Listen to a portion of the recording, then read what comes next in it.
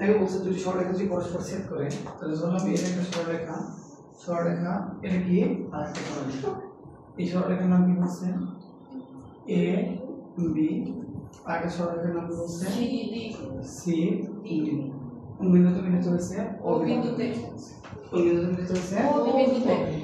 তাহলে দেখো বইটা কি বলছে A B O C D রেখাদ্বয় পরস্পর ও বিন্দুতে ছেদ করেছে, সেট করছে তাই না? বা আমি সেট করলে ও বিন্দুতে খেয়াল করে দেখো কয়টা কোণ উৎপন্ন হয়েছে। দেখো এ ও সি, দেখো ও সি আর কি আছে ও এ। সাধারণ বিন্দুর নাম কি? ও। এক পাশে কি দিব সি আর এক পাশে এ। বা যদি আমি বলি যে এক পাশে কি দিব এ আর এক পাশে দিব সি, একই কথা। ঠিক আছে, এটার কথা শেষ হলো। এটা হলো আমরা এক নাম্বারটা। পরেরটা দেখো, পরেরটা কি আছে আবার ও এ, তারপরে কি আছে ও ডি। সাধারণ বিন্দুর নাম ও, এক পাশে দিব এ অন্য পাশে দিব ডি। ওকে মাঝখানে রেখে এই পাশে যদি ডি দিই এই পাশে যদি এ দিই তাহলে কি কথা? একই কথা। তারপর এখন আছে ও ডি, তারপরে কি আছে দেখো তো ও বি। সাধারণ বিন্দু ও, এক পাশে ডি এক পাশে বি, তাহলে এক পাশে যদি বি দিই আর এক পাশে যদি ডি দিই তাহলে কি দোষের কিছু আছে? দোষের কিছু। তারপর খেয়াল করবে এখানে কি আছে ও বি ও সি। সাধারণ বিন্দু ও, এক পাশে বি আর এক পাশে সি, বাজারে করে সি ও বি। তাহলে আমরা এখানে পাঠের কোন কোণ আছে খেয়াল করে দেখো ও বিন্দুতে কোণ এ ও সি, দেখো বইয়ের মধ্যে দেখো এ ও সি, সি ও বি, বি ও ডি, এ ও ডি কোণগুলো উৎপন্ন হয়েছে। এই যে আমরা এখানে বলছি এই কোণগুলো কি হয়েছে? উৎপন্ন হয়েছে। হয় উপরেরটা বলবো নাকি নিচেরটা বলবো? একই সাথে কিন্তু দুইটা বলবো না, এখান থেকে একটা বলবো, এখান থেকে 2 নাম্বারটা বলবো, এখান থেকে 3 নাম্বারটা বলবো, এখান থেকে 4 নাম্বারটা বলবো। হয় উপরেরটা বলবো নয়তো নিচেরটা বলবো। সমস্যা আছে কি এখানে? না, সমস্যা নেই। আচ্ছা খেয়াল করে দেখেন আমরা এখানে কি করতে বলছে এ ও সি এর বিপরীত কোণ হচ্ছে বি ও ডি। তাহলে একের বিপরীত কোণ 1 2, তারপরে কি বলছিলাম 3, আর কি বলছিলাম 4।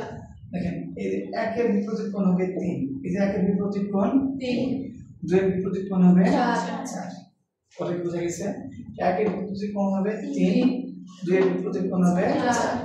তাহলে এটা বলছে এ ও সি এর বিপরীত কোণ বি ও ডি, আর সি ও বি এর বিপরীত কোণ কি হবে বলতো?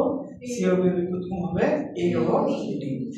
যেভাবে বলেন আপনি এ ও সি এর বিপরীত কোণ বি ও ডি অথবা সি ও এর বিপরীত কোণ ডি ও বি, কোনো সমস্যা নেই। একের বিপরীত কোণ হবে 3, 2 এর বিপরীত কোণ হবে 4। বোঝা গেছে কতটুকু? তাহলে এই পর্যন্ত বাংলা কথা আমাদের শেষ নাকি? বুঝতে পারছো তো সব কিছু? তারপর খেয়াল করবে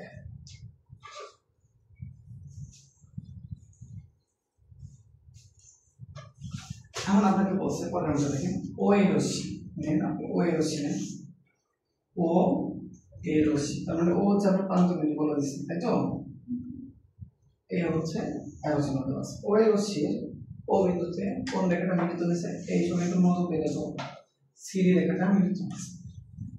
ও এ রশ্মির ও বিন্দুতে সিডি রেখাটা মিলিত হয়েছে। তারপরে কি বলছেন? তারপর বলছেন এ ও সি যোগ এ ও ডি সমান এক সরল কোণ। আচ্ছা কেন এটাকে এক সরল কোণ বলছে?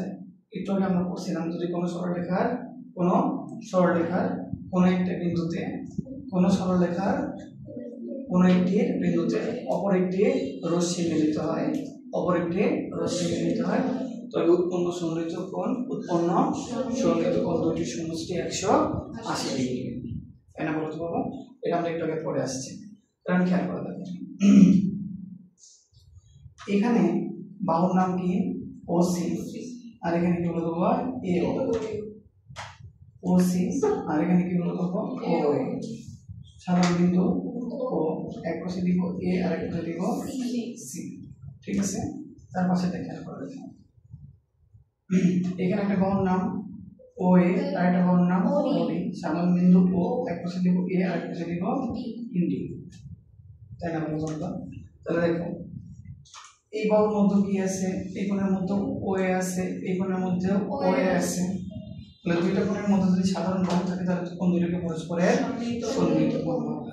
সন্নিহিত কোণ বলা হয়। আমরা বলছিলাম একটি সরলরেখার উপরে যদি দুইটি সন্নিহিত কোণ থাকে, একটি সরলরেখায় যদি দুইটি সন্নিহিত কোণ থাকে, তাহলে সেই কোণ দুটোর সমষ্টি কত হবে? 180 ডিগ্রি। কত ডিগ্রি হবে? 180 ডিগ্রি। কত ডিগ্রি হবে?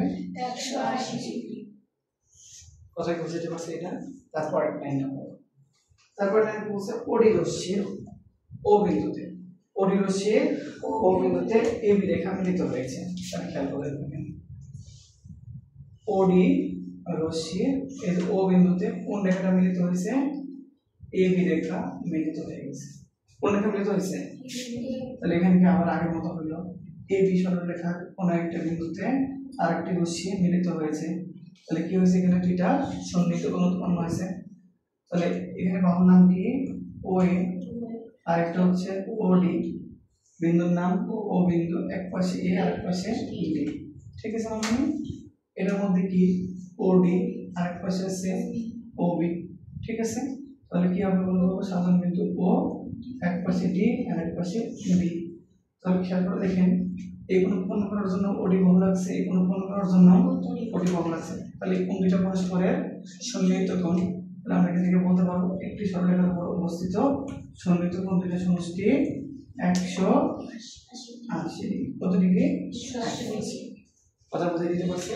কত ডিগ্রি? 180 ডিগ্রি।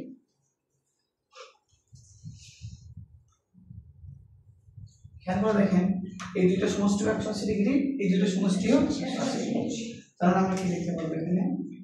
কোণ এওসি যোগ কোণ এওডি ইজ ইকুয়াল টু কোণ এওডি যোগ কোণ ডিওবি।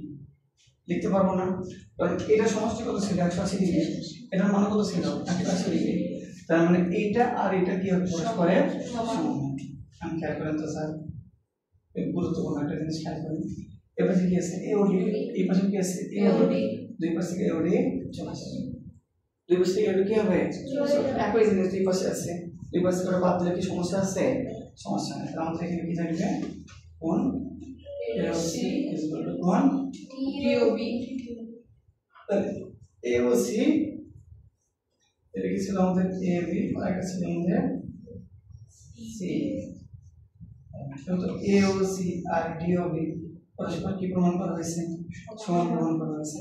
তোমরা বিপরীত কোণগুলো পরস্পরের সমান, বিপরীত কোণগুলো পরস্পরের সমান। তোদের এই পর্যন্ত দেখালেই পরীক্ষায় চলবে। ঠিক আছে, বুঝতে পারছি?